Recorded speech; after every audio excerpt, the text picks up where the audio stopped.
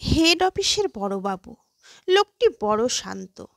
তার যে এমন মাথার ব্যামো কেউ কখনো জানত? দিব্যি ছিলেন খোশ মেজাজে, চেয়ারখানি চেপে একলা বসে ঝিমঝিমিয়ে হঠাৎ গেলেন ক্ষেপে।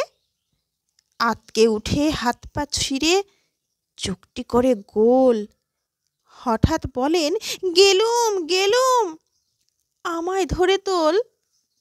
তাই শুনে কেউ বদ্যি ডাকে, কেউ বা হাঁকে পুলিশ, কেউ বা বলে কামড়ে দেবে, সাবধানেতে তুলিস।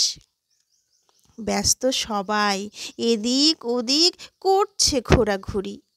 বাবু হাঁকেন, ওরে আমার গোপ গিয়েছে চুরি। গোপ হারানো আজব কথা, তাও কি হয় সত্যি? গোপ চোরা তো তেমনি আছে, কমেনি এক রত্তি। সবাই তারে বুঝিয়ে বলে, সামনে ধরে আয়না, মোটেও গোপ হয়নি চুরি, কখনো তা হয় না। রেগে আগুন, তেলে বেগুন, তেড়ে বলেন তিনি, কারো কথার ধার ধারিনে, সব বেটাকে চিনি।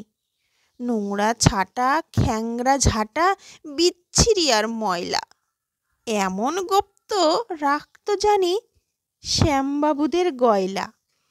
এ গোপ যদি আমার বলিস, করব তোদের জবাই। এই না বলে জরিমানা করলেন তিনি সবাই। ভীষণ রেগে বিষম খেয়ে দিলেন লিখে খাতায়, কাউকে বেশি লাই দিতে নেই, সবাই চড়ে মাথায়।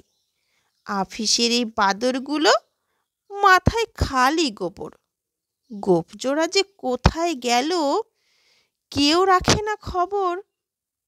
ইচ্ছে করে এই বেটাদের গোঁফ ধরে খুব নাচি, মুখ্যগুলোর মুন্ডু ধরে কোদাল দিয়ে চাচি।